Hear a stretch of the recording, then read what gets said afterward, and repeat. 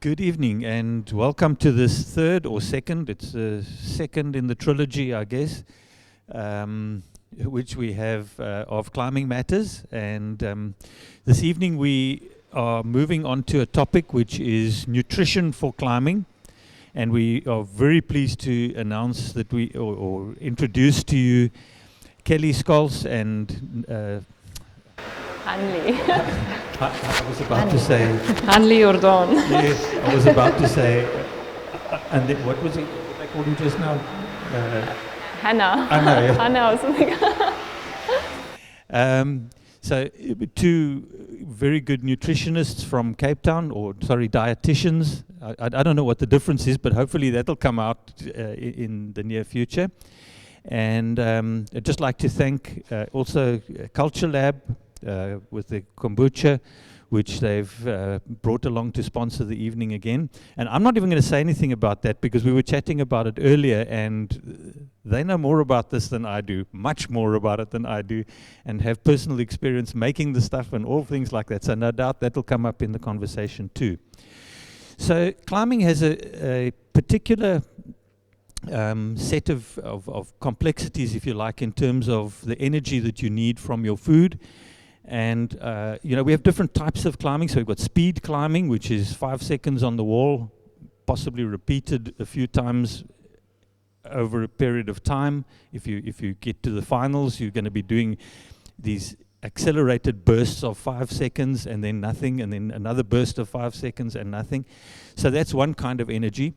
Bouldering outdoors is a different kind of energy where you need to be able to walk around in the hot sun for hours and hours. Lead climbing is getting you very pumped, and you need the endurance. And then there's the issue of pre-training, or rather pre-climbing nutrition. Let's say during the climbing, what sort of intake do you want during the climbing, and then of course for recovery afterwards as well. And all of these things we're going to chat about that this evening. So I'm going to hand over to them, our two dietitians now, and they'll introduce the topics. And if you've got questions, feel free to pipe in, and I'll give you the microphone, and you can ask questions as we go along. So yeah, over to you guys. So basically, like Chris just explained, there's different types of climbing. One type of climbing that he actually left out is strad climbing, which is a much longer type of climbing, and you will spend the whole day on the wall. So you'll probably need a lot more nutrition. Yeah, so I think what we're talking about with climbing is obviously performance nutrition. So that's how we would classify it. We're looking at sports nutrition or performance nutrition whenever we're looking specifically at an activity and what is required around that in terms of nutrition. But I think moving back, we have to say, okay, how do we get a body into a state where it is capable of performing? So we have to start with the basics of general health and nutrition before we start looking at the specifics of performance nutrition. Sorry, there's quite a lot of feedback. Is it okay? So we'll talk in detail about the performance nutrition aspect, but I just want to mention that the trouble with many athletes is that in too much focus on performance, they miss out on the basic building blocks of a healthy diet. So you cannot have a body that will perform unless you are nourished overall and generally getting sufficient energy and sufficient micronutrients, sufficient fiber, and looking after health. So you need a certain level of vitality before you can even consider performance nutrition. So for anybody that we would work with as sports nutritionists, we have to go back to the basics of that. But so moving on from there, do you want to take over a little bit, moving into performance? Yeah, so what Kelly said actually makes sense, because a lot of people only focus on their body composition and how light they can be in order to climb, but then they forget that they actually need energy to climb, and it's not about how light you are, it's actually just about can you actually sustain your weight with the muscles that you have. And in order to get a lot of muscle, you need to eat a lot. You can't build muscle without eating, and it's actually the amount of energy that you need to build muscle is a lot more than the normal person eat in any case. So it's not just about performance, like what you need to eat to increase your performance. It's about just the basic building blocks. Yeah, it's what you're doing day in, day out, which establishes health. It establishes healthy hormones, a healthy immune system, and general good energy levels, and your ability to kind of have the resilience to go through with the performance that you're trying to achieve. So, I mean, that's a really important topic that I think we need to deal with quite a lot, is getting adequate protein intake to support your muscles and your protein synthesis after training, but also just generally having the energy required to build the strength that you need to do the training. So it's not just about what you eat, it's balancing what you're doing with your training with how much you're eating in order to create that kind of muscle protein synthesis without sacrificing recovery and without putting on weight that you don't want to put on. So it does become very individualized depending on the type of climbing that you're doing and what your goals are specifically. Yeah, so getting back to the type of climbing styles, so if you look at bouldering, normally you will need a lot more muscle when you boulder because you need to be very strong. So it's not about being the lightest person, it's about having a lot of muscle. So if you think about what you can do to build muscle, you need to up your protein intake almost double from a normal person's protein intake, depending on obviously what that normal person were eating before. But not just increasing your protein, actually doing the exercise to also build the muscle, because it's not the protein itself that's making you build the muscle, it's actually the physical exercise. So getting a trainer or a program and doing the right type of exercises to build the right type of muscle, and not building muscle that you actually don't need, because then that's when you are going to become too heavy. So bouldering, I would say, increasing a lot of protein. Then sport climbing and speed climbing, you can be a bit lighter because you need to climb more quickly, and you can pump yourself out if you become too heavy. So that's when you will look at maybe not eating too much to become lighter, but also still sustaining your weight. Your muscles should sustain your weight. So not eating nothing, like a lot of people think they must be too light to climb faster, but that's not the case at all. It's actually just having the muscle to sustain your body. But sport climbing, I would say it's a lot more endurance. So where bouldering, you would need a lot more protein. In sport climbing and speed climbing, you will need more carbs, because the amount of carbs that you need to output the energy that you will need to climb for a certain amount of time becomes more. So there were studies done with people with less carbs in their diet, and then the amount of endurance you have become a lot less. And the more carbs you put in your diet, it increases your endurance based on the amount of carbs that you take in for your body weight. So if you add carbs just before you're climbing and even during your climbing, you won't pump out and you'll be able to climb a lot harder for longer. And then with trad, that's the same thing, more carbs, but because trad is a whole day thing, you need to think about how are you going to eat on the wall while you're climbing and hanging on a little belay device. So you need to pack very lightly so that you don't weigh yourself down while you climb, but also how are you going to fill your body with all the nutrients that you need while you're on the wall. Yes, perfect. Yeah, so I think that's a really important point that Hanlie was just making, that we have only a certain amount of stored glycogen, which is the fuel that our muscles need. So we have muscle glycogen, we have liver glycogen, and that's what we use up. It's a carbohydrate, it's the fuel for our muscles. You can only store so much, and you use up all of that glycogen when you're in the middle of performing. And if you're not replenishing that muscle glycogen in time for you to do future performance, or you're not replenishing it enough during performance, then you will experience fatigue and inability to carry on. So that's why carbohydrate becomes such an important part of performance nutrition. And I think, we're in a phase of many people sort of avoiding carbohydrates, and there's quite a lot of fasting and low carb type of eating. And it's very important to understand that when you are training at this level and doing very high intensity exercise, that carbohydrates become your primary source of fuel. So we can burn fats when we're working at lower intensity, but when you're doing something, I mean, I'm not a climber, so forgive me, but like something that requires speed or like intensity, where you're really getting your heart rate up and working extremely hard, then your fuel is carbohydrate. Correct? Yes. Okay. And then what you were saying also about the different types of climbing requiring different strength, so bouldering that requires more muscle and more strength. For people who are training to really increase muscle and strength, you know, we have a range more or less in sports nutrition, you can also chip in here, but anywhere from somewhere like 1.2 grams of protein per kilogram per day, all the way through to like 2 grams of protein per kilogram per day. And depending on your goals as a climber, you could be somewhere around there. So we'd start with just looking at your overall diet and going, okay, well, where's the protein coming from? And then what are your increased needs based on your training goals? So if you're really trying to increase muscle protein synthesis, you would go more towards the higher end of that range.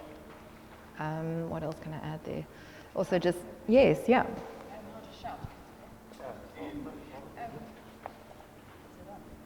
Can you hear? I can hear you anyway. Karen, can you talk in the mic? Just for the... Oh, sorry. Hello. Hello. I've got young girls who are keen climbers. Where do kids fall on the protein range? How old are your kids? 11 and 8. It's a good question. Do you know? It will all depend on how tall they are, how much body weight they have at the moment. So it's very individualized depending on body composition, how much exercise you do. So for that specific type of question for a person, I would rather say, come in for a consultation, we do a body composition analysis to see where the person is and then work from there. I mean, I think if you had to just do like a rule of thumb, like a quick guide, I would say more towards the lower end of that spectrum. You wouldn't want to overload children with like huge amounts of protein, and their requirements I don't think are quite the same as adults. Also, older adults tend to need a little bit more protein because our absorption of protein, I just said that means I feel like I'm getting old. Our absorption of protein tends to reduce as we get older. So you tend to want to sort of go a little bit higher. So I would say maybe, I mean, Hanlie's absolutely correct, you wouldn't want to just guess, but more towards like maybe 1.2 grams per kilogram as a baseline for children, and then just look a little bit more specifically if you need to. So let me just continue that a little bit, because I think when we start talking about protein like that in grams per kilogram, it starts feeling a bit technical, and everybody goes, oh, well, how do we actually do that practically?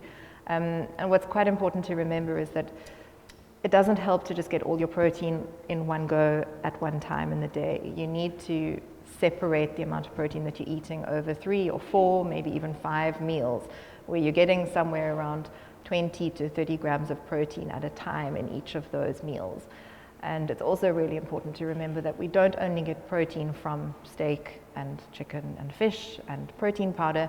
About half of the protein that we eat comes from grains and vegetables and beans and nuts and seeds. So you can look up on Google the protein content of almost any food and find out the portion size of that food if you really don't have a clue. But it's quite nice to know things like, okay, well, a chicken breast provides about 20-ish grams of protein. An egg provides about 7 grams of protein. And you can look up the foods that you normally eat and the things that you might consider eating and see how that mixes in. So that's just a general quick guideline.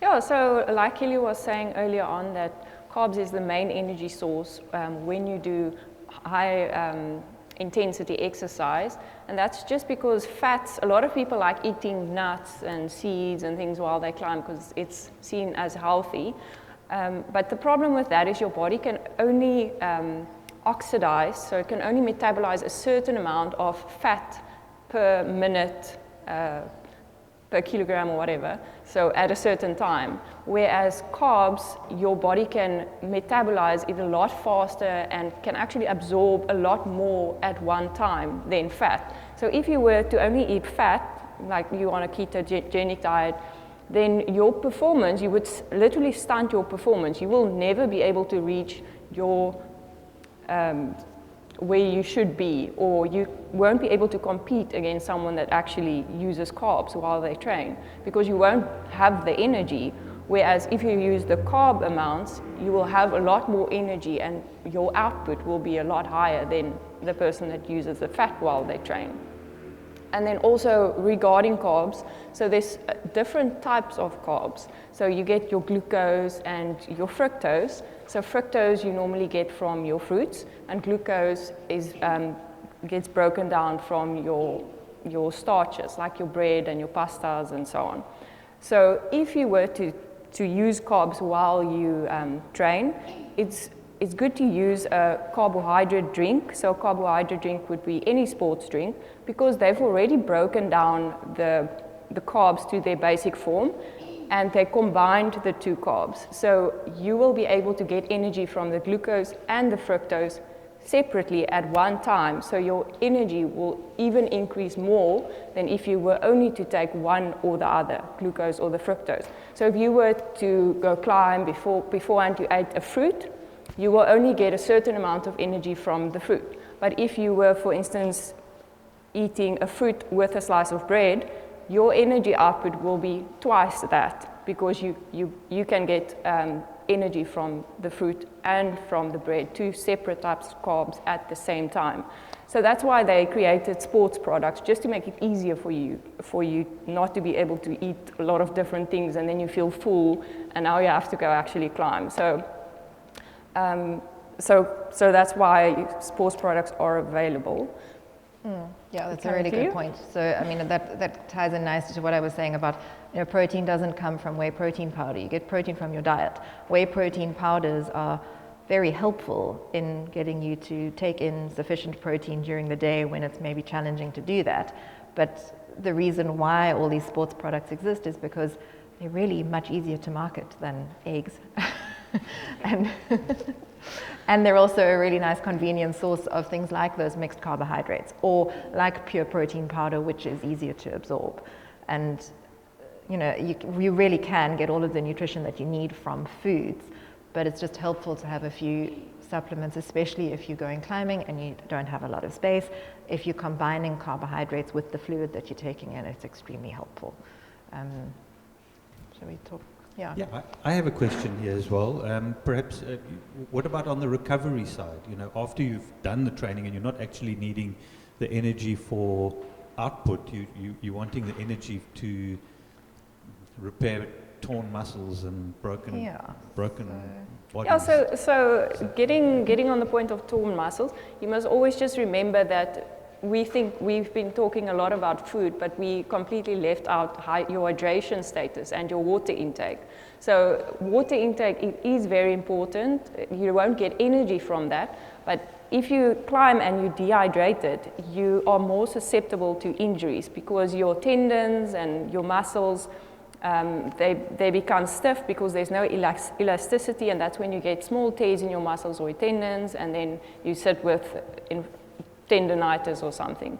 So it's not always nice, and you can't drink on the mats and stuff, but just every half an hour come back to your bag, just drink a few sips of water. The recommendation is like 200 milliliters of water about every 20 minutes. So although you don't sweat a lot, you still need water to stay hydrated. And remember, when you climb outside, it's even more important, because now the wind is on your face and the sun and everything, and you need to drink even more water.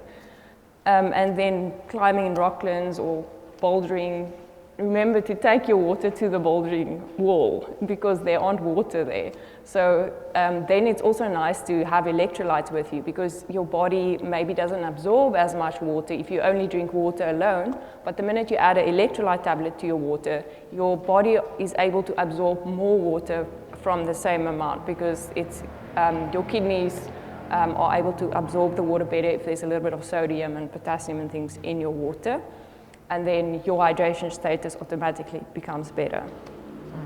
Okay, so yes, for general recovery, hydration is first step. And then every time you train or your muscles in any way, so that will be just training or exercising in the gym or performing in some way, you are creating little micro tears and, you know, reason for adaptation of your muscle. And in the process of recovery, what you're doing is repairing those muscles. So you need amino acids, which are the little building blocks of your muscles, in order to repair the tissue that has broken down while you're training. And if you don't have sufficient protein, then you don't have the amino acids to do that job. And so that whole story about protein that I mentioned before is relevant. You need enough protein over the course of a day, but you also ideally should incorporate at least one of those meals where I said you need about 25 grams of protein, maybe a little bit more if you're older. For recovery, it's helpful to have that within a reasonable amount of time after you finish what you have done. So if you have finished a competition or you have finished your training for the day, it's nice to have a meal like that. If you're out for the whole day, climbing the whole day, then just focus on getting enough protein over the course of the day in a few meals if possible. You know, it's not to say that you absolutely are failing if you're not managing to eat the 20 to 25 grams. If all you can manage is a few snack bars and a little bit of a protein supplement or a little sandwich down the road or whatever, it doesn't really matter if you're not doing it perfectly. Just try to improve what you're doing over time so that you are sort of giving your body enough of a pool of amino acids to work with. And then to optimize the use of those amino acids, it's also helpful to have some carbohydrate in a recovery meal. So not just focusing on protein and fluids. You need protein, you need carbohydrates to help you use the proteins adequately instead of using the protein just for energy. And also to replenish those muscle and liver glycogen stores so that you can go out and do what you're doing again the next day, having repaired your muscles and replenished your glycogen stores. And then the other part of it is just that in the process of exercise, you're creating free radicals and some inflammation in your body. And including lots of anti-inflammatory nutrients in your meals is a very helpful tool for assisting recovery and reducing that inflammation generally in your body. Yeah, so like Kelly said, when you exercise, your body actually damages itself because it's making inflammation. And if you do high intensity exercise, it also makes a lot of oxidation, because when you burn energy, that's the process of oxidation. So getting anti-inflammatories, so anti-inflammatories would be omega-3s. So you would get omega-3s from all your fatty fish, like your salmon, your pilchard, sardines. If you don't eat any of that, it's a good idea to take an omega-3 supplement every day. And then blueberries is high in with anti-inflammatories. Most of the berries, but blueberries is the highest, and then cook with turmeric and then ginger as well. So a lot of the kombuchas have ginger in it, which is a good idea to drink after exercise. And tea, isn't tea good as well? There's a lot of, and then the tea, so antioxidants normally is in your tea. Tea is an antioxidant, so when your body produces oxidants, you want antioxidants to neutralize the oxidants. Otherwise, the oxidants stay in your body, it can damage your cells.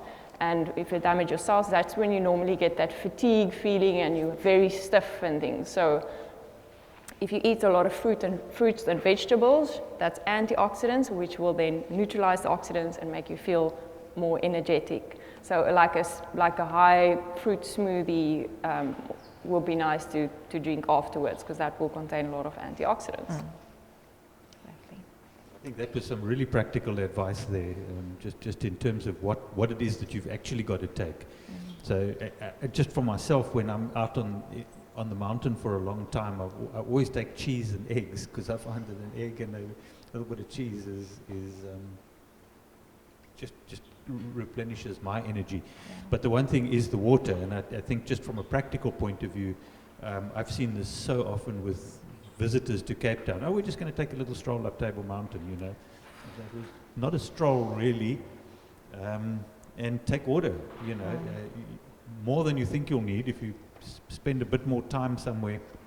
And just from a general point of view, I just heard on the radio on the way here that 50% of South Africans apparently do not have enough water in their, don't drink enough water on a daily basis, but by a long way. People are drinking you know, a third or less than that of what they should be drinking. So I think that was some really good practical advice. I don't think you've been to Rocklands recently if you say there's no water though, but just by No. Obviously I was there when it was dry. But yes, absolutely. I mean, you can be there when there is really no water around, and there's not little streams that you're used to in winter. Yeah, you can't rely on it. Yes. Is there any major difference between diets for male or female competitors? Especially, say, after puberty? So I would say, generally speaking, the nutrition guidelines are all, they're generally weight-based more than gender-based. So weight and performance goal-based. So you would assess an athlete on what they are doing, what their weight is. You don't change, I don't know, do you change the amount for women and men other than on a weight-related basis? I don't. Not really, no. So you don't take estrogen or what's the other one? Testosterone. Testosterone. No, I mean, you'll have differences in, I mean, there are differences in the ways that men and women develop, and how, you know, men tend to be able to create muscle mass more easily than women do. But it's not, you know, we don't change the nutrition advice so much. What would become relevant is for women and girls, you know, going through menstruation and needing a little bit more iron, and also needing a higher body fat percentage to sustain health as a woman is also really important. So there are aspects that come into handling male versus female health as an athlete that are really important, where men could have an extremely low body fat percentage and it wouldn't necessarily affect their health. But if women go to that extent of an extremely low body fat percentage, it can impair their hormone production. And they end up, you know, not menstruating, having problems with bone density, being incredibly iron deficient, that kind of thing. So it's, you know, taking care of a female athlete, there's very much more of a health issue related to just maintaining a certain amount of fat. Yeah, and even men, there's also a minimum amount of fat that you need to take in to make enough testosterone.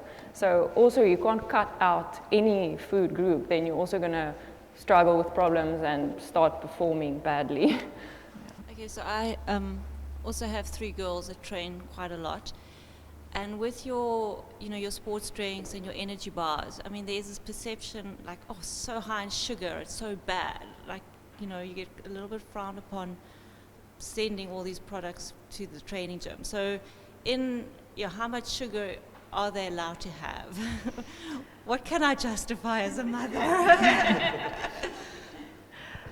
I think, and Hanlie can also add to this when I'm done, but it's when you're looking at performance nutrition versus health, you kind of have to look at it a little bit separately. So when I'm looking at just general health, I would say you're wanting to minimize the amount of added sugars that you're having in just a generally healthy diet. So when they are not actively exercising, ideally you don't want your children to be eating sour worms while they're sitting on the couch, okay? If they are literally climbing up a mountain, in that context, a little bit of added refined sugar is what's making them survive that activity. And they're absorbing it better and performing better as a result of that easily absorbed sugar. So it very much depends on the goal of it, but there's no such thing as one like really bad food on its own. You've got to see, you know, how's somebody using it, where is it coming in. If you were snacking on high sugar, I don't know, USN protein bars all the time, it wouldn't necessarily be that functional. And you'd want to include more healthy real food. I don't know, what's your opinion on that? Okay, so Kelly is the mother here, but I'll try and answer. So, so like I explained before, you need carbs and different types of carbs in order to get enough energy to sustain your body weight and to perform good. So glucose is basically table sugar. So the amount that you need in there is quite high while you exercise to perform your best. If you were to not eat any sugar and eat nuts or something else, you won't get that same amount of burst of energy to be able to do the thing that you are doing, and you will feel fatigued. But after the exercise, when you're lying on your couch, like Ellie said, it's not needed because you've already used the energy while you were climbing. Now you don't need the energy on the couch, so then you don't give it. So if a child wants sweets and things, the best time to give it is while they are exercising, because their bodies will just utilize it. The one main problem is rotten teeth though. So, I mean, I can brush my teeth after I went to cycle, but you can just reinforce that habit to always just make sure that they brush their teeth often and so on. But I mean, that's relevant for adults as well. Adults who are like snacking on sugary things while they're climbing, or, you know, athletes generally, they're terrible. They eat like sweeties and drinking sugary drinks for hours and hours and hours, even while they're, you know, doing anything. And teeth are an issue. Yeah. So that's the only concern with sugar for me, is the teeth, not diabetes or anything, because while you exercise, your body utilizes the sugar. It's not going to cause diabetes. We've been fasting for a couple of years, and before I followed a more ketogenic diet. We're both vegetarian now for environmental reasons. I just wanted to know, what is the benefits of training fasted versus like, and the goal isn't necessarily performance. The goal is like training, right? Like, is it enhancing my performance? I don't mind like having poorer performance if it's going to have a benefit in the long run. Is that true? And why do people recommend training in a fasted state? What type of fasting are you doing? There's different types. That'll be intermittent fasting, yeah. Okay, so time-restricted feeding. Basically, we won't be eating before we train, and if we train, it'll probably be in the morning. And a lot of people will have something after they've trained, like they'll have a protein shake afterwards, but not before that. I just wanted to elaborate, or hear you guys elaborate on that, and on what really is the benefits of training fasted then. You want me to start? And you can start. And you can take it away. So just from, like, in a very basic way, I would say that type of training, when you are sort of forcing your body to utilize energy and not necessarily with a focus on performance, so you're working potentially at a little bit of a lower intensity, potentially you could be training your body to adapt to burning fat at that level of training. So there's potential for development of a little bit of what we'd call metabolic flexibility.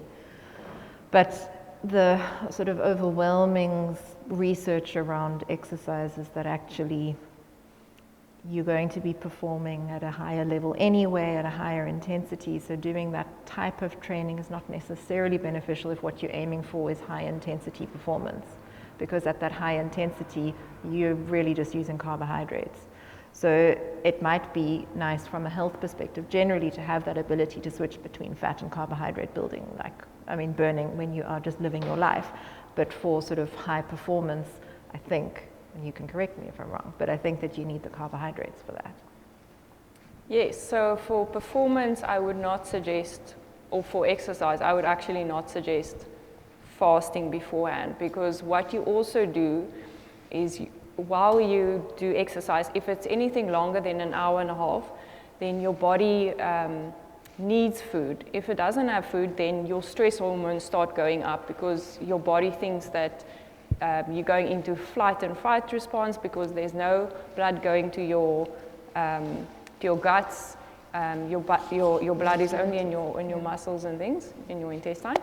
And then your cortisol hormone goes up, and when your cortisol hormone is up, that's actually a problem, because where does your body get the energy when your cortisol is high? It is not going to get it from the fat, because fat takes it's difficult for your body to break down the fat. So your body wants the energy right away, so it's going to take it from your muscle, because it's much easier for your body to break down your muscle. So actually you are going to have muscle wasting, and you're going to put on more fat around your stomach area, because that's when your cortisol stays high for a long time. Then you normally have people that have a lot of fat around their stomach. So I see a lot of patients like that come in, they don't eat around the exercise, and they're not losing weight. The minute they put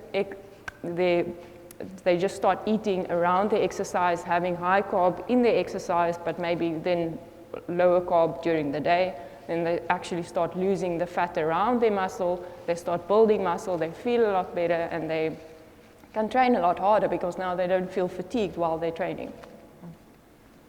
I've seen that too. So maybe from a health perspective, if you feel good doing that and it's been working for you, people are individuals. So don't stop. If it's working for you, don't stop. But if it's not working for you, then you can try something else. We normally link with like endurance kind of things, not so much like high intensity. Yeah. So then it's maybe appropriate for you not to have to eat so much carbohydrate, but yeah, just we can't really recommend what to do around it quite yet because there's just not enough evidence, long-term evidence of people who've done it successfully, and enough people for us to say, yes, that's great, do it. You know, dietitians are so, like, we have to work with the evidence that we've got, and anything that's not sort of robust scientific evidence is considered experimental. It doesn't mean it's wrong. It just means that it's more individualized and you have to see how your body functions on it. During like a high performance day, say a competition or high intensity training, would it be better to have your carbs and starches, the non-broken down ones, like say in the morning or a few hours before, or is a bigger meal the night before more effective? I would say both is going to be effective because the night before you're going to put glycogen into your muscles, so you're building up your stores, and then the morning, maybe around 2 to 3 hours before, then you can have your normal breakfast. Not a very heavy breakfast because you don't want to feel heavy while you're climbing, but something lower in fiber that's easily digestible so you don't have stomach upset. And maybe just carbs, no fat or anything that's you have to now break down in your body, and a little bit of protein. That would be fine before the time. Yeah. There's a question in the background. And then just one more thing regarding before. Remember, caffeine is also a stimulant, but it's also a performance enhancer. So caffeine would be good to take before any event so that your time to fatigue, so the amount of time that you're going to take to get tired is just going to be so much longer. So you'll be able to perform at a much higher rate for much longer. So caffeine would be a cup of coffee or a cup of green tea also have caffeine. And a lot of sports products also has caffeine. So if you don't drink coffee and so on, just make sure that whatever you buy contains caffeine. As long as you're not sensitive to it and get really anxious. That as well. So I have a couple of clients who doesn't have a very big appetite, but they do high intensity sports and stuff like that. So how do you help them with their nutrition? Because I know like today you also have people that's on medication that is like a suppressant, and then they don't get all that nutrition in. So how do you help them? So that would be really very much more just practical advice on how to obtain the amount of nutrition that you need in a form that's easy to eat for those people. So that's where sports nutrition becomes really individualized. Like, what does that person feel like eating? How much of a portion size can they manage, and of what foods? Because I've got like one lady, she doesn't eat for the whole day. She will exercise. She exercises like every single day. But then she wouldn't eat like the whole day. She won't eat anything. And then maybe she'll have a salad for supper. So I mean, that can't be really great for your body. Like she needs a dietitian. I know one. I know too. Yeah, it's very difficult to say anything regarding that because we don't know why she's not eating. There might be a reason. If it's now a mental reason or if she doesn't like food, there's a reason, and we can't say we can't say anything if we don't know what that reason is. So being a dietitian, part of that is mental health. So we would sit in consultations and actually go through all of things that goes on in your life. Obviously, eating a small meal once a day is not enough to sustain a very active lifestyle. Something's got to give there. There's going to be a health issue there, long term. Okay, back to the caffeine. Do you guys recommend caffeine? Definitely. Yeah, for performance, yes. And quite a significant amount of caffeine for performance, like 2 good strong cups of coffee before you go, if you can handle it. Yeah, and then during, if there's breaks, even you can take during as well. So the main performance things I would say for climbing would be caffeine. If you do more endurance climbing, then magnesium would also come into play because that is also proven to increase your endurance. And then if you're bouldering and there's nothing wrong with your kidneys, then creatine is also a thing that you can take because that also increases your strength output. So it will help you to actually become a lot stronger, a lot quicker. But I mean, just to cover this, like if you're going to start taking supplements, really go and see somebody about how to do it, because you can take arbitrary amounts of the supplements and it's not effective and you're just wasting your money on them. So you do need quite specific guidance on how to supplement.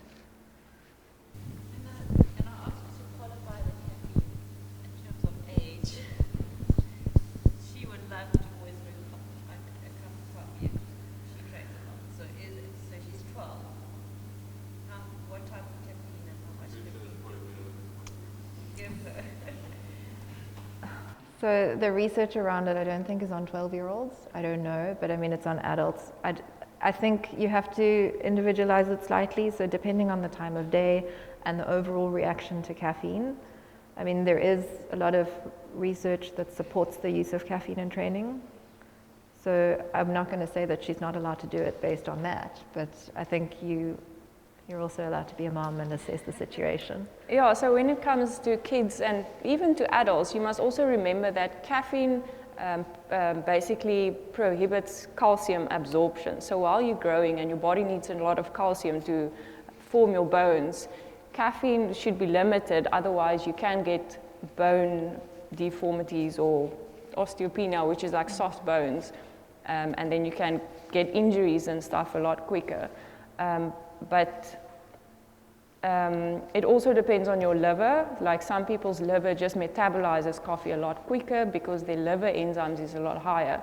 So it's also a genetic component. So if you're someone that metabolizes caffeine quicker, because caffeine in your body is actually also seen as a toxin, so your liver metabolizes it quickly, then you can drink more cups of coffee because then it will go out of your body quicker. But if it stays in your body longer, so if you drink a cup of coffee and you can't sleep afterwards, that means that it stays in your body longer than in someone else's body. So then you need to decrease your caffeine intake, otherwise you can get problems from it. Yeah. And with this, with caffeine specifically, when it's very much like immediate effect, the performance it's now, it's, you know, relative to when you've consumed the caffeine. You don't necessarily have to consume caffeine all the time while you're training, but you can use it as a performance enhancer for a specific competition. So if you don't like the effect of caffeine all the time, but you'd like to use it occasionally to boost performance, then that's also an option. So how long before a competition? I'd do it in like a pre-competition meal kind of window, so within about sort of 2 to 3 hours. But I mean, the Springbok rugby players have been through a phase of eating caffeine chewing gum at halftime. Yeah, you can also, there's DNA tests called DNA analysis. So they actually do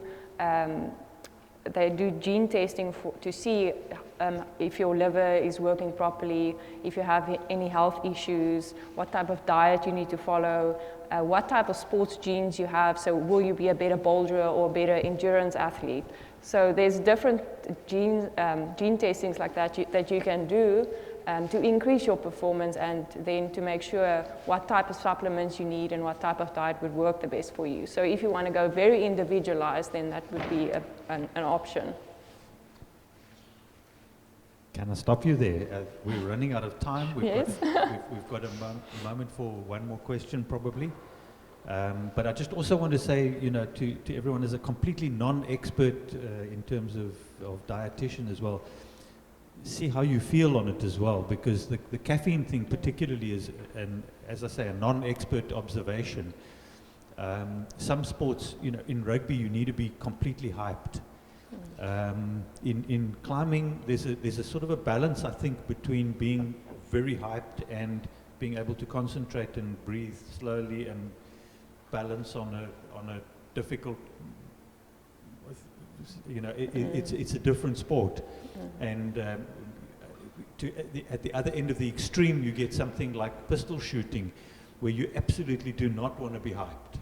It's got to be completely calm and relaxed, and climbing is, I think, somewhere in the middle of that. So, you know, just feel how you feel about it. May well give you extra strength, but have some kind of detrimental effect elsewhere in the climbing thing. But so, a comment from me, and if you've got any more questions, we can take one more. Here we go.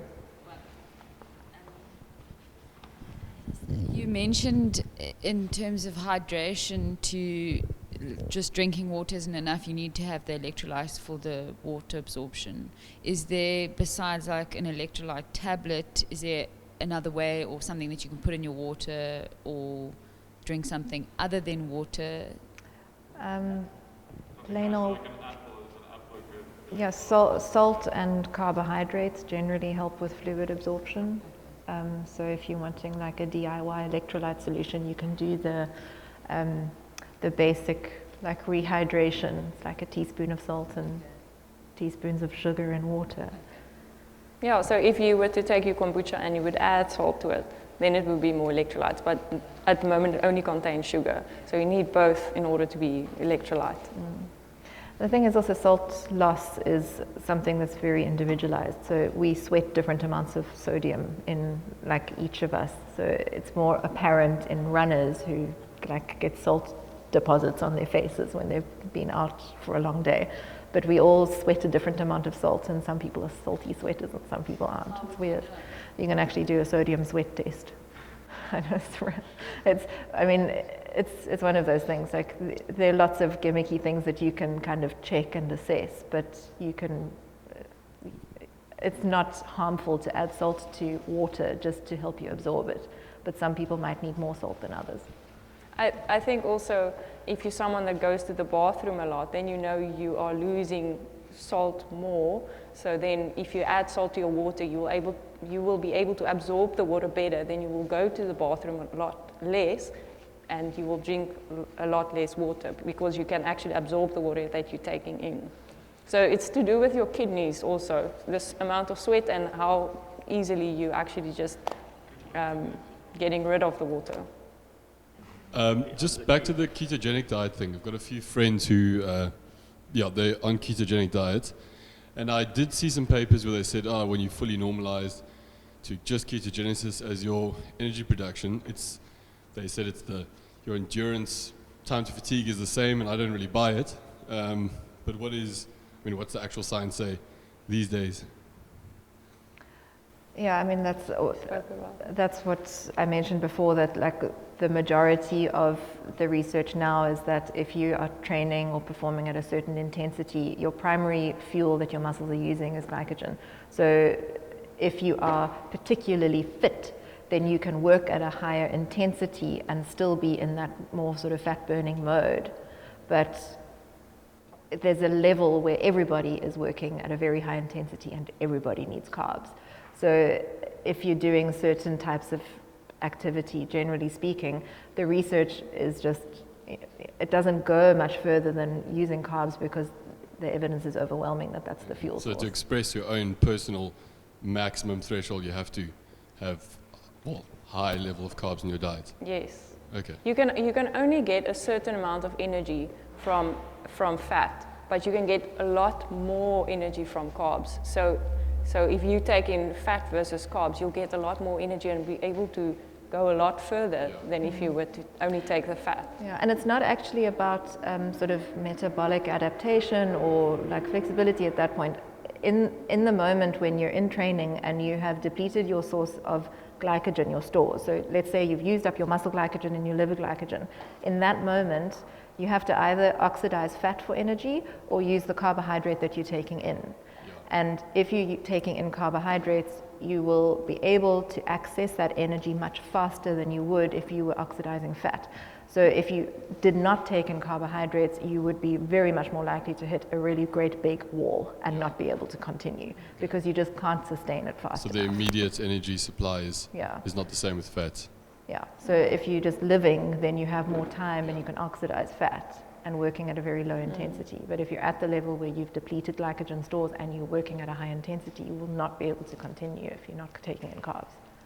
So I would say that when you do trad climbing, then you can maybe add fat to that mix, because it's a lot lighter, and there's a lot more energy in the fat. So you can eat a lot less and have a lot more energy for the whole day, because you don't need to climb high intensity. You're climbing slowly and then you're sitting, and so then you can eat nuts and those kinds of fats. But if your friends are bouldering or speed climbers, then that's not really a good idea. Cool, sweet, thanks. Well, I think that wraps it up for tonight, and on behalf of Western Cape Climbing, I would just like to say thank you so much to Hanlie and Kelly. It's been a fascinating discussion, and I think we've all learnt a lot.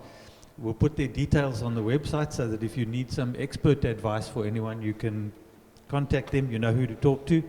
But I really think that it is something that is very, very important, and it's neglected by a lot of people. We kind of think you can just force yourself through by more and more training, and we don't look after our diets and what you're putting in enough. But thank you so much to you. We really do appreciate your effort and willingness to come out and chat to us. Thank you for inviting us.